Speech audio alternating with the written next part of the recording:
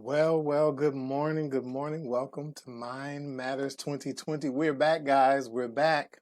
We are back. We are live. I'm telling you, I'm excited to join you again this week. I'm telling you, I am excited to join you again this week. Let someone know that we are live. We are live. We are live, promoting thought consciousness and self awareness, helping each other to grow, develop, and expand. Come on in the room. Come on in the room. We're here. We're here today. We're here today. We're here today. We're here today. We're here today. Let someone know Mind Matters is live. We're promoting thought consciousness and self-awareness. We're helping people develop, helping each other to develop, grow, and expand. It's another week. It is another week. It is March the 13th. March the 13th. Remember to share and invite. Let someone know that we are live this morning. We are live. We are live. We are live. I'm telling you, it's an exciting moment in life. It's an exciting moment in life. It's an exciting moment in life because we're learning ourselves. And the more we learn ourselves, the more we know who God is. Come on now. Come on now. I need y'all to know this. The more you know you, the more you're going to know what divine source is, what all creation is, and what God is, because you are created in the image and the likeness of what you have been created from, and that is God. Guys, we're going to get started. I'm excited. I'm excited because we have our t-shirt line coming through. And you can actually order those t-shirts by in Facebook Messenger through any of our social media applications, any of our social media platforms, Instagram, Twitter, Facebook. You can order from those social media platforms.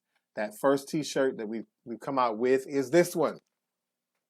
Who said being selfish was a bad thing? I'm selfish. Take a selfie moment. Take a selfie moment. And this is what we've been talking about. We have been teaching a series on mastering oneself. And I believe this is the time of self-care. I even believe when we went into the pandemic that it was a time of self-care. It was time for us to start taking care of ourselves. Time for us to regroup, refresh, restart, take a moment of rest and relaxation where you're able to recoup, catch up on some things. I think it's very important. One of the things that I shared with some friends of mine is I believe some things that have happened with me was giving me a moment to breathe, giving me a moment to gather myself, giving me a moment. And this is a God moment. Don't take this for granted. Even though we had some losses, and there were some terrible losses, we've lost loved ones. I also look at this from twofold. It's positive and there's negatives that's involved here. And it's not being, I'm not being empathetic, or I'm not showing sympathy, because this affected my life. There were people that I was close to that we lost to COVID. And so it's mind blowing, but at the same time, it's informing us on what we need to do to take care of ourselves. And one thing that I'm noticing is that even though my mind is expanding, I'm growing, I'm developing, I'm awakened to some things. When this starts to happen, you even start awakening in your physical body. There are things that we have to do to take care of ourselves. And so it's so important as you awaken, you start to awaken to the fact that I need to do self-care. I need to take care of some things concerning my body. And so I have been on a detox journey along with detoxing my mind. And so as you begin to do this, this is what happens. And this is the thing that gets me. And I don't use my platform to meddle. I don't use my platform to attack. But I just feel like it's important. And I have to say this because this is something that I have been a part of most of my life. And I've noticed that as being Christians, we can be some of the laziest people. Like, we lack discipline in areas in our lives. And so it's important that we pick up discipline. If you're saying that you're a disciple, then that means you're disciplined. And so you have to be disciplined in areas of your life. Some of us overeat. Some of us eat too much. Some of us do too much of of some things. And so we have to bring discipline to our lives. Personally, you have to do this. You cannot be a glutton. You cannot be a person that overeats. You can't keep stuffing yourself. You have to know your body. You have to know when you've had enough. And so it's important, us as who we say we're believers, that we have to practice discipline. It's sad because many other teachings and religions teach strong discipline. And a lot of times when people hear discipline, they think about being controlled. No, this is not manipulation. This is not control. This is common sense. These are things that we need to put in place in our lives personally. And you know what your convictions are. You know what you're disciplined in. You know what you're not disciplined in. And so you have to take some time and look at those things about your life. This is what self-care is about. And so those are some things that I wanted to talk to you about today. And I started thinking this week about something, and it was really just to be. And I kept seeing that word be. What does that mean? Just to be, to be, to be. You know, last week I was on a conference call, and there was a licensed psychologist who was on the line with us, and she began to talk about knowing who you are. And I feel like that is so important, because if you don't know who you are, you don't know why you're here. You don't know your purpose. You don't know why you exist. So it's important that you know who you are. And it's also important that you just be who you are and not conform to the culture that you're in. A lot of times, because we've been taught that everybody thinks alike, everybody should be alike, everybody should look alike, everybody should, it's sad, but we've created this culture that everyone should be shaped the same, everyone should look the same, but we have to understand that the awesomeness of God, the awesomeness of divine creation, the awesomeness of divine source has created a variety of people, spirit in the planet. And so we have to embrace all of that. We have to embrace all of that. So all of us don't look alike. All of us are not the same shade of color. And that makes the beauty, is a song that CeCe Winans sung years ago. It's a colorful world that we live in. And it's important that we understand that everybody's not alike. Some people got nose rings. Some people don't. Some people are tatted. Some people are not. I mean, that's the way of life. That's what we live. And that's what makes this world versatile. That's what makes it diversity. That's what makes it wonderful and beautiful. All the animals don't look the same. You know, so we can see the beauty of creation in everything that we touch, every person that we come in contact with. We see the beauty of creation. We see the awesomeness of God. We see the awesomeness of divine creation. We see the awesomeness of divine source at work in our lives. Everything we see, everything we touch, everything we come into contact with, everything about us should say and reveal God to us. Everything, y'all. It's amazing. It's amazing that we've lived in life for so long and we don't see God in anything.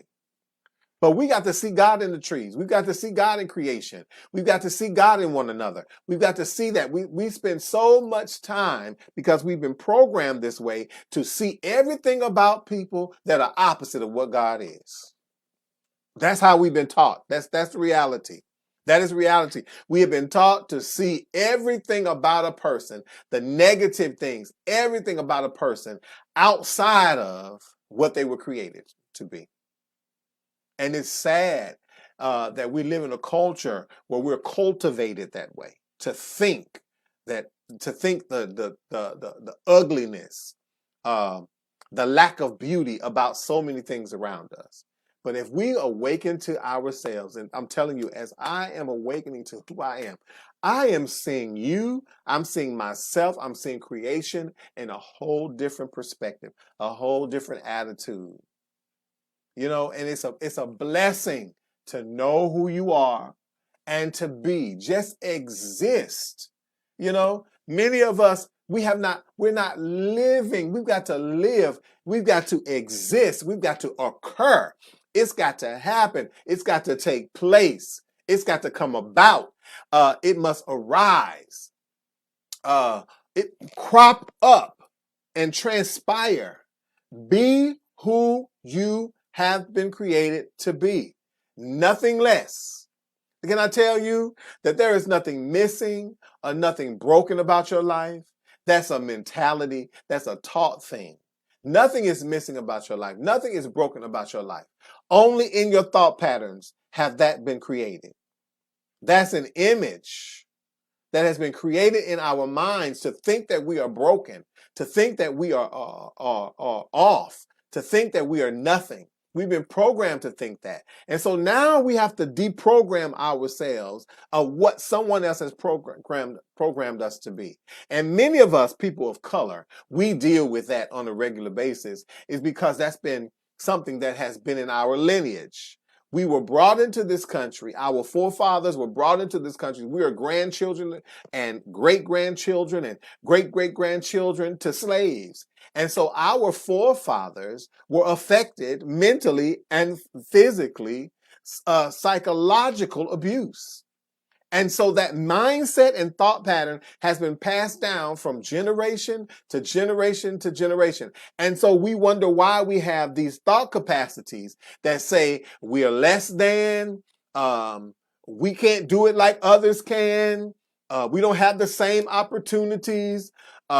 We think like that because we've been programmed to think like that. But once we realize who we are, once we awaken to the fact that I am God-breathed, God-inspired. Come on now. Listen, we've been looking at the Bible talking about it's God-breathed and God-inspired. But have we really looked at ourselves? I'm God-breath. Come on now. I'm God-breathed. I'm God-creation. Have I looked at myself as being God-inspired? Have I looked at myself as being the Word of God? And see, this is the thing that we have to do. We've got to look at ourselves in the light of what we've been created from. We have been created from the likeness and the image of God. All creation, divine source. And so that's where we operate from. That's where we must operate from. That's where we must live from. That's what we must occur from. That's what we must exist from. That's what we must happen from. That's what we must take place from. That's what we must come about. That's what we must arise. That's what we must crop up. And that's what we must transpire in life. What you are is what you should be. Oh my goodness. What you are is what you should be. What you are is what you should be. What you are is what you should be. Be present. Come on now. Be present. Be in this present moment who you are. God man, God woman, God boy, God girl. That's who you are in the earth. Ye are gods. And so you operate from that place, from within, knowing who you are and being who you are, operating in who you are, living as who you are, and not apologizing for being. I need you to understand this. Don't you ever apologize for being. Strip yourself of that mentality of saying that you can't. Strip yourself of the mentality of saying that you're something else when you're not that. Come on now. Come on now. Come on now. I come to help you. I come to help you think again. I have been anointed in this area to help you think in your present. Live in your present moment. Many of us we're so caught up in gung-ho on our future. But if you live your now, your future is going to be taken care of. If you live your now, you're in a now moment. And the now moment is producing that which is futuristic for your life. What you do now is going to affect your future. What you say now is going to affect your future. How you live now is going to affect your future. So we must live in the present moment because the present moment is producing futuristic things for our life. Oh, you don't believe it. Oh, you don't believe it, but it's the truth. It is the truth. It is the truth. It is the truth. I'm living in my present, and I love it. So you got to be present. If you want to know who you are, you got to be present. Be present in the here and now. Be present in your here and now. Listen, and I'm not telling you planning. You need to write down your plans, but you still need to live in your now. You got to start operating in your now. You think about it. I have a plan, but how is the plan going to come to pass? I've got to do it in my now. How am I planning for the future? I'm writing it down, but I'm doing it in my now. That means that's called preparation. I'm preparing now. I'm living now. I'm operating in it now. I'm governing myself accordingly now. I'm doing it in my present moment, being present. And let me tell you something. You can't, the thing that gets me with this is being present. And I'm going to read you this.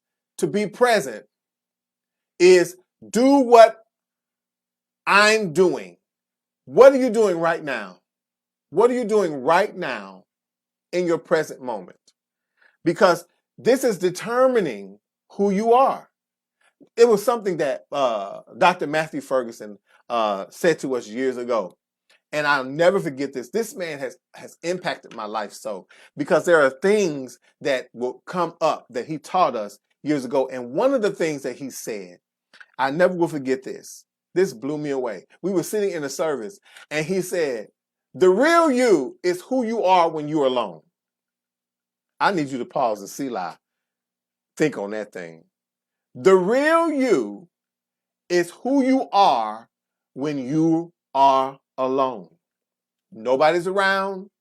Nobody's watching me by Facebook. I'm all by myself. No friends, no colleagues, no confidants. Nobody's around me. It's just me. And that's when you realize who you really are, because what you do in those moments signify who you really are and where you really are. And I've noticed this about myself. If you're a person, when you're alone and you feel like, oh my gosh, I don't know what to do. You got to learn yourself. You got to learn your ins, your outs. You got to learn what makes you tick. You have to learn the things that turn you off. You have to know you have to know your physical body. You have to know what turns you on, what doesn't turn you on. You have to know your limits and what you're not limited in. You've got to know these things about yourself. You got to know what you don't want and what you do want. You have to know this about yourself. And if you're a person who can't be by themselves, or you feel like go into a place of depression when you're alone, then you're recognizing who you are. And so those are areas that you now have to start paying attention to. Why do I feel like this when I'm alone?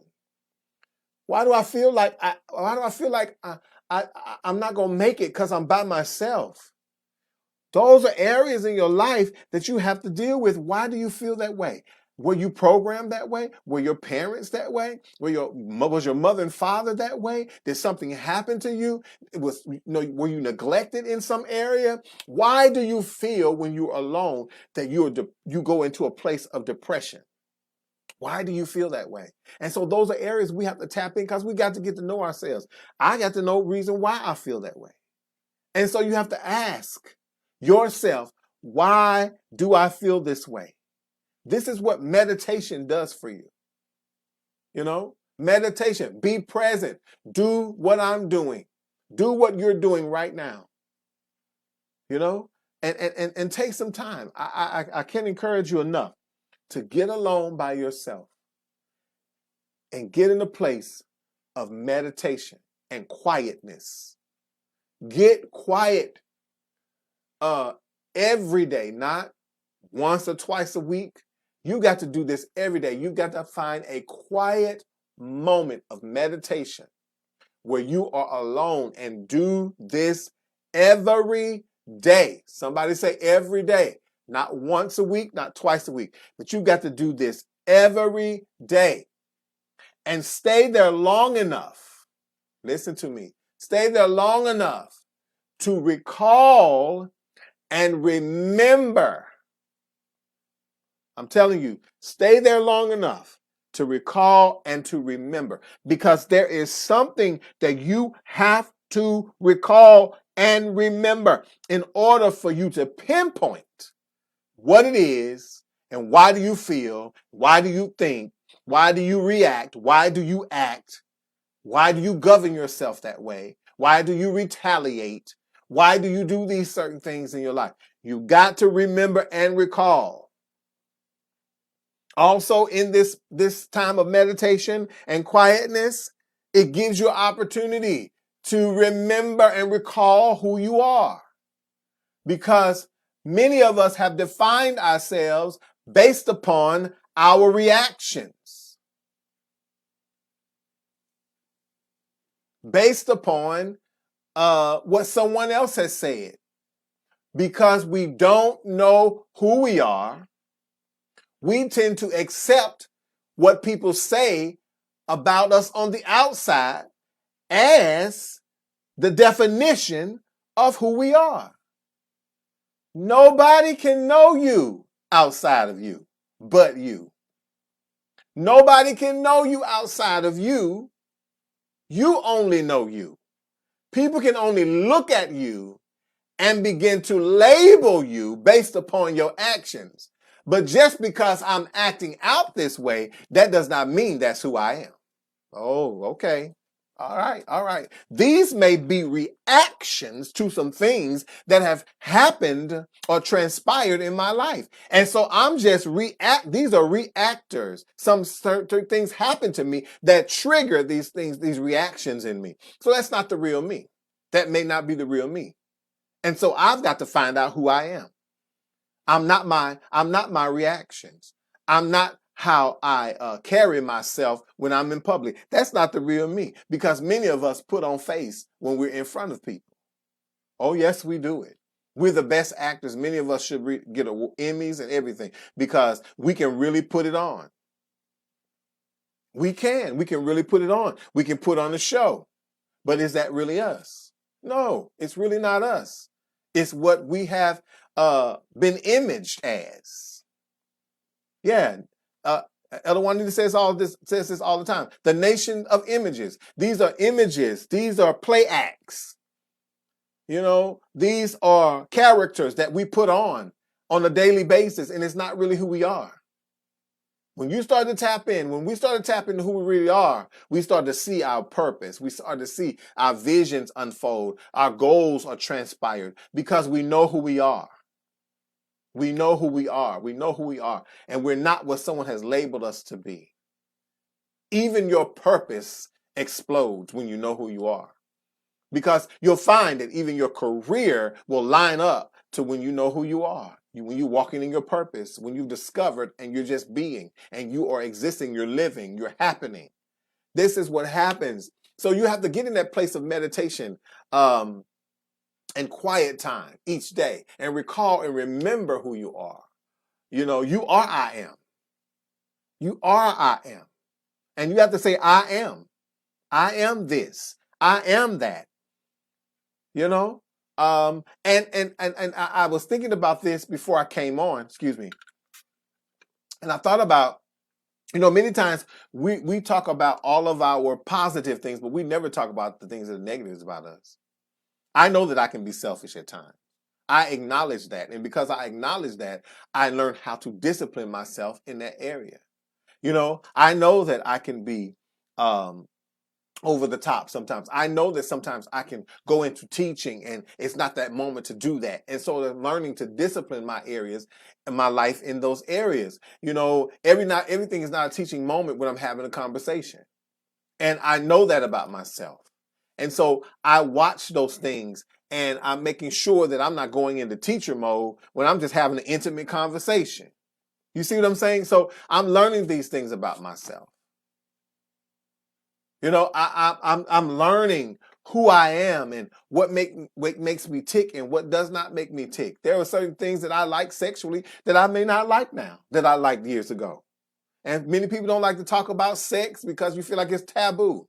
But you're not human if you're not talking about that, because that's a reality. That's a part of life. And many of us have been taught to turn off our sexuality and turn off our sexual urges and cravings and all those kind of things. But that's natural. And we have to embrace all of that about us. That's not taboo. That's something you got to talk to your children about, because guess what? They're going to have sex. It's just, it is what it is. And many of us who claim that we're not, some of us are, but we don't let everybody else know that. You see what I'm saying? So these are the things I'm talking about. And when we don't become that candid and that open and that real in life, then this is what causes this phoniness and fakeness to be portrayed amongst us, even as believers, even as people of faith, even as people of the way. We'll find ourselves living in captivity, in our own minds. God has given you, divine source has given you, a divine source and all creation is giving you these freedoms. But you understand this. You know where you need to be disciplined. You know where you need to pull back from. That's being a disciple. That's reality. And many of us don't talk like this, because we're afraid. Oh my God, if we talk about it next, we're going to cause people to sin, or we're going to cause. What is that? Where do we get that fear from? That's fear-based mentality. And we have to break that cycle. That's not reality. We have to break this cycle of thinking in this box, in this box mentality, where if we go outside this box, we're in error. If we go outside this box, we're in heresy. If we go outside this box, come on now.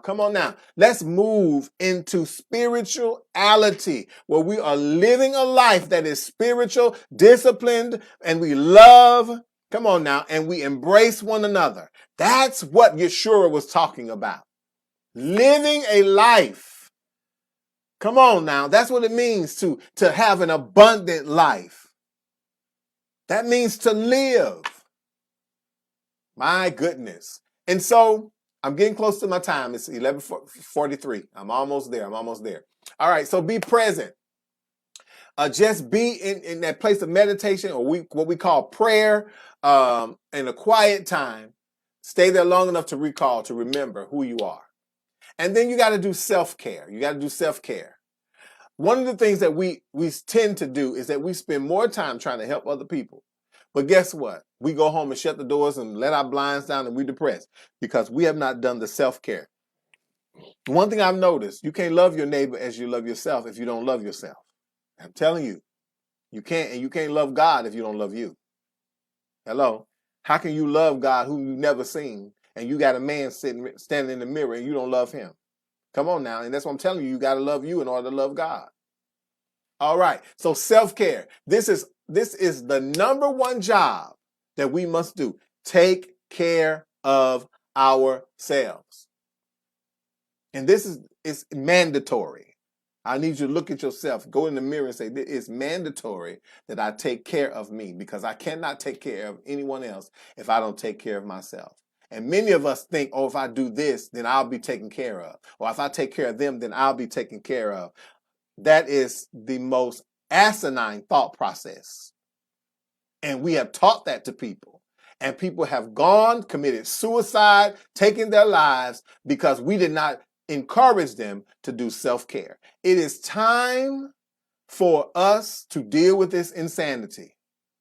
And we must take care of our minds. And as you take care of your mind, it is going to prompt you to take care of your body. It is going to prompt you to do self-care. There is no way in the world that you can say that you serve God, that you are walking with God, that you are walking with divine source, that you are walking as God in the earth, and you don't have the capacity and the mindset to take care of your mind and to take care of your body. That's impossible. That's impossible.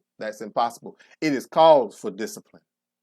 We are called to be disciplined. And so I'm encouraging you today to do the self-care. Do the self-care that is necessary for you.